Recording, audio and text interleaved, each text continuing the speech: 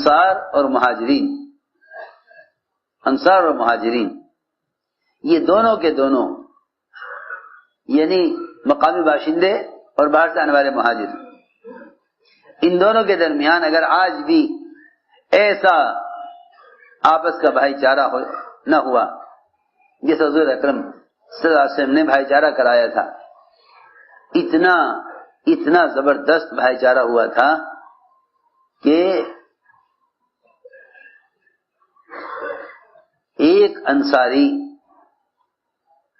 مہاجر کی لڑکی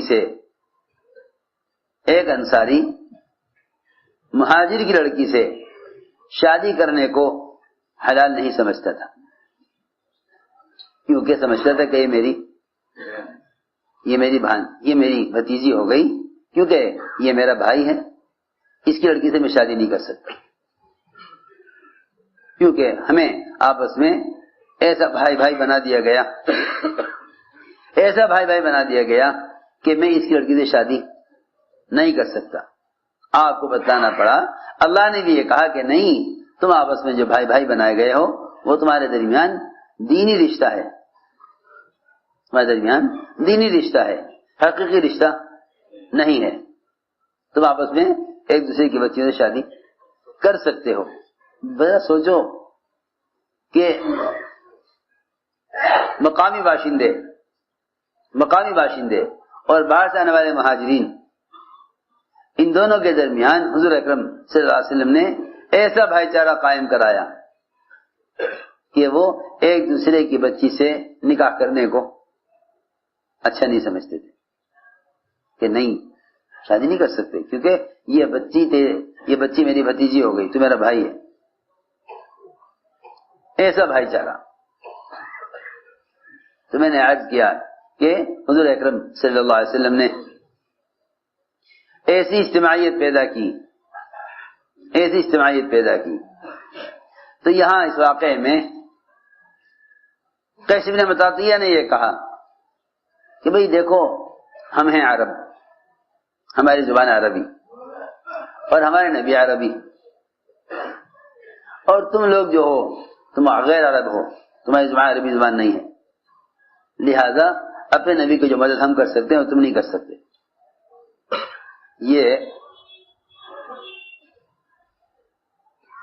کہا قیس بن مطاطیہ نے۔ معاذ بن جبل رضی اللہ تعالی عنہ سید العلماء، اس لیے کہ علماء کا کام یہ ہے کہ وہ ہرگز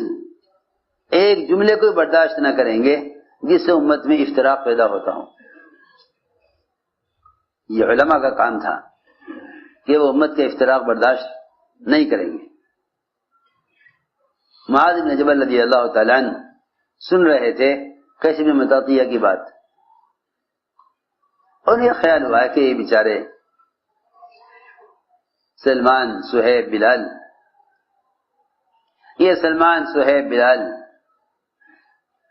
یہ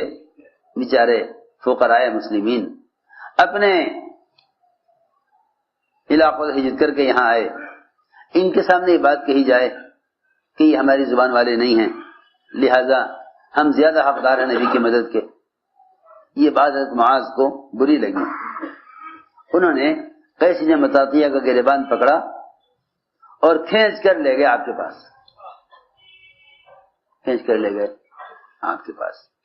اور لا کر یہ کہا کہ یہ قیس بن مطاطیہ یوں کہتا ہے کہ ہم اس دعوت کے کام کے زیادہ اہل اور زیادہ حقدار ہیں، کیونکہ ہماری اور نبی کی زبان ایک ہے،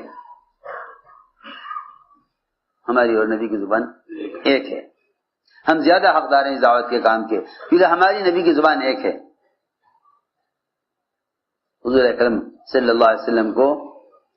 یہ بات سن کر اتنا غصہ آ گیا، حالانکہ میں عرض کر چکا کہ عربی زبان تمام زبانوں کی بادشاہ ہے اور ہمیشہ کی زبان ہے، اور قرآن اور حدیث کی زبان ہے، سارا علم عربی میں آیا،